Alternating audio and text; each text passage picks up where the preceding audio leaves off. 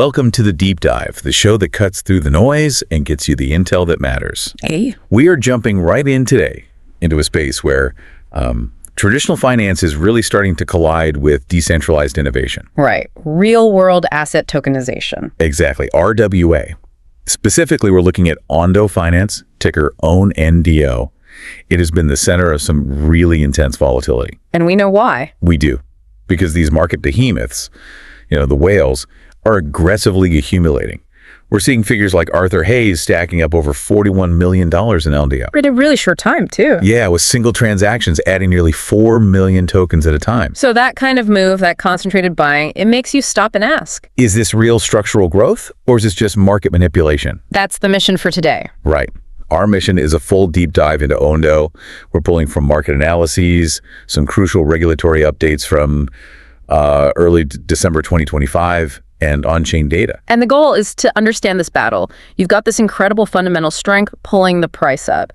And at the same time, this severe, persistent technical weakness just dragging it right back down. We want to give you the clearest picture of what actually matters for ONDO right now. So before we get into the weeds, let's just set the stage. What is ONDO Finance? So for context, ONDO is a US-based issuer. They're focused entirely on tokenizing securities, things like US treasuries, equities. They're essentially trying to build that compliance bridge between the big money in TradFi and the efficiency of DeFi. And the ONDO token itself. The ONDO token is key. It's the governance mechanism for the ONDO DAO. So it gives holders a direct say in where the protocol goes next. Okay, so a clear value proposition. Right. Tokenizing real compliant assets. But the entire RWA sector has been living under this cloud of regulatory fear. Especially from the SEC. So let's start there. Let's talk about what is, without a doubt, the biggest de-risking event ONDO has had. Maybe the whole RWA sector has seen recently. This is a monumental development. I mean, it really acts as a kind of permanent shield for their core business. On December 8th, 2025, the SEC formally concluded its investigation. And this was a long one. A very long one. A confidential 2-year investigation into everything ONDO offers, their tokenized treasuries, their equities, and the ONDO token itself. And the big reveal, the outcome. The probe closed without any charges. I mean, none. Wow. This isn't just good news, it's a transformative precedent. For years, the whole RWA space has been terrified of having their assets suddenly labeled as unregistered securities. Right. That uncertainty is what keeps the big institutions on the sidelines. They can't even dip a toe in. Exactly.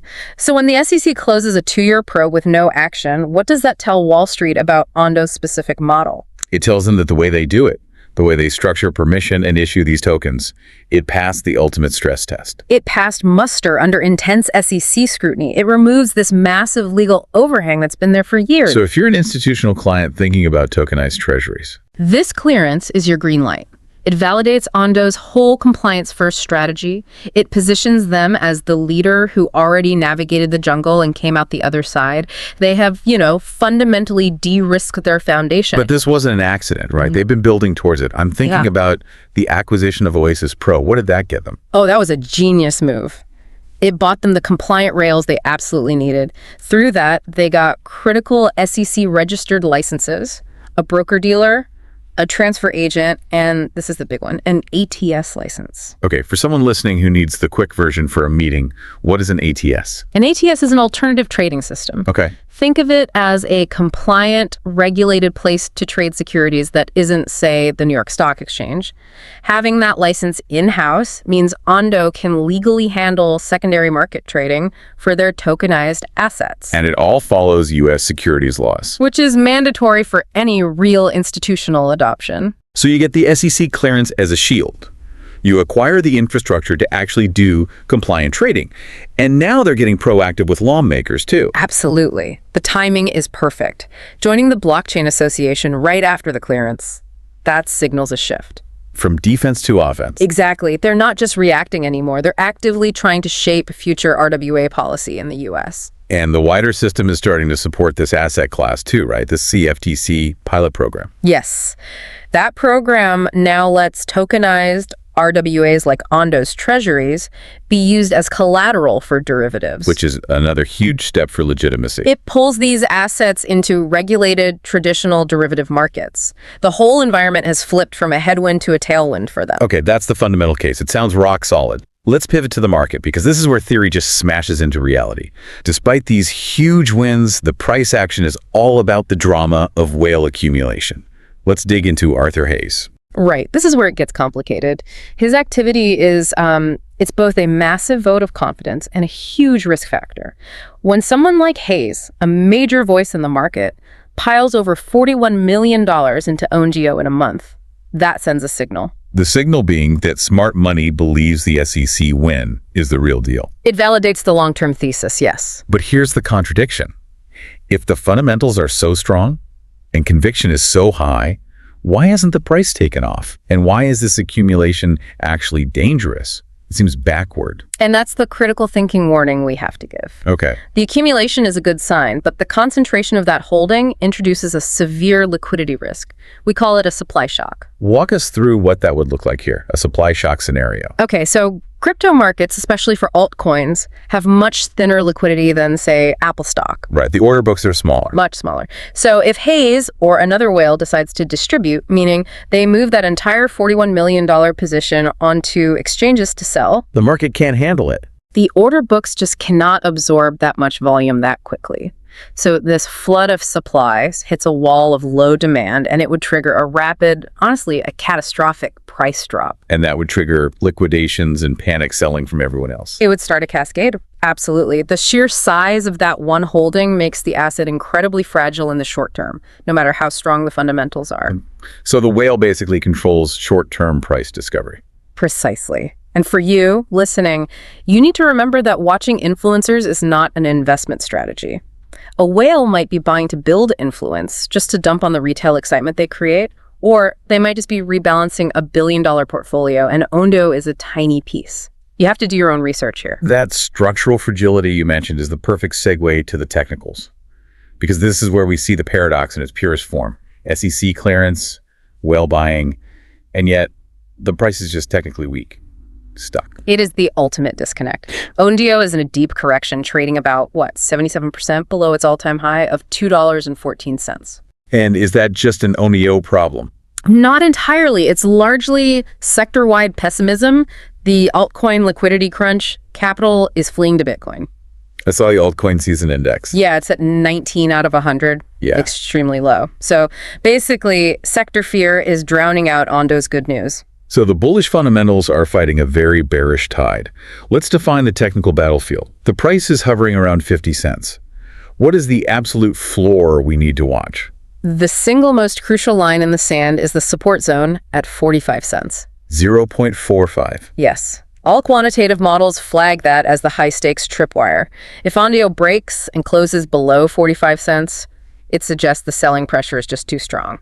And that risks a cascade. A rapid one down toward the next support cluster around 40 cents. That's the breakdown scenario. Okay, so that's the downside. What about the upside? What's the technical sign that the market is finally pricing in that massive regulatory win we talked about? The immediate reversal trigger is the 55-cent level, 0.55. Why that number specifically? It currently lines up with the 20-day exponential moving average, which is a key short-term trend indicator.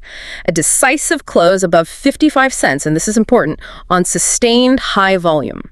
That's the signal. The signal that the good news is finally winning. That the regulatory victory is overriding the bearish trend. Until that break happens, ONDO is just technically trapped.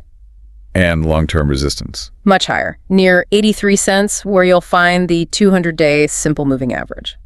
It's just wild that a 5-cent move from 50 to 55 cents could be the validation of a 2-year SEC probe. Yeah. What's the momentum look like in this tight range? It's very volatile. The average true range confirms that. But some of the tactical indicators suggest it's coiling for a move. How so? The Stochastic HRSI, which is a momentum oscillator, is showing deeply oversold conditions. Meaning the selling is exhausted short-term. The short-term selling energy is largely used up. So while the medium-term trend is still bearish, it suggests a high-probability tactical relief bounce is statistically due right from this support zone. So if the short term is all about whales and technical fear, what's the long game? What is ONDO actually building that would justify that $41 million conviction bet? Now we shift to structural growth, the real infrastructure. ONDO is building an entirely compliant architecture from the ground up. The centerpiece is their proprietary ONDO chain. Which is an EVM-compatible Layer 1. Right. But why build a whole new chain? Why not just use Ethereum or another public network? Because institutional assets have these non-negotiable compliance rules. The ONDO chain is engineered for one purpose: compliant, cross-chain RWA settlement. It's designed to be permissioned. It can enforce institutional-grade KYC and AML checks right at the block level. So it's like a secure walled garden for big finance. A walled garden that can safely talk to the public chains. It's the custom-built plumbing for Wall Street that connects to things like JP Morgan's private blockchain efforts. So the SEC clearance validated the assets. The ONDO chain is the tech to handle those de-risked assets at scale. What about expansion? They're being aggressive. A multi-chain expansion is underway to BNB Chain and Solana to get more liquidity and more users. And outside the U.S.? Critically, yes. They're targeting European market access for tokenized stocks and ETFs. They recently got regulatory approval in Liechtenstein. That's a huge potential user base. Potentially 500 million users. It's a deliberate strategy to build compliant hubs outside of just U.S. jurisdiction. And what about partnerships? They're leveraging things like Chainlink's cross-chain interoperability protocol, or CCIP. Think of CCIP as the secure institutional-grade highway for sending messages and value between blockchains. And for Wall Street, that means? It means unlocking real-time settlement. A trade that currently takes days in traditional systems can happen instantly. That is an absolute prerequisite for their adoption. These are major milestones. Are there any specific dates coming up that we should be watching? Catalysts that could test the market? 2 dates stand out. First, December 10th. That's the SEC comment deadline for Nasdaq's tokenized securities proposal. Not directly about ONDO, but it affects the whole sector. Exactly. A restrictive ruling could cast a shadow. Then, looking further out, the ONDO Summit in New York on February 3rd, 2026. And what's happening there? That's where they're set to unveil their next-gen tokenization roadmap. It's the perfect stage to announce major new institutional partnerships that could finally force the price to react to the fundamentals. So if we put it all together, what does it mean? ONDO has the strongest compliance shield in the RWA space after that SEC clearance. It's validated by smart money piling in. But the price is still trapped, 77% down from its high because of sector pessimism and the constant looming threat of a whale-induced supply shock. So the strategic play here is all about anticipating the moment of decoupling. That's the word for it. The moment when ONDO's unique regulatory win allows its price to finally break away from the rest of the sluggish RWA market. And if ONGEL can turn that compliance victory into technical strength, that is a sustained high volume close above 55 cents, the whole narrative changes. It shifts entirely. It would signal that institutional confidence is finally winning out over short-term fear. And that leaves us with one final provocative thought for you to take with you. We've established that ONDO's biggest challenge regulation is solved. It's de-risked. The challenge now is market momentum. So if those concentrated $41 million holdings from whales like Arthur Hayes are truly positioned for long-term growth, what specific technical event would have to happen to force the wider bearish market to finally wake up and acknowledge ONDO's unique de-risk status? Keep a very sharp eye on that 55-cent breakout point. Yeah. Because that is the line in the sand where the long-term thesis will either be confirmed or fail.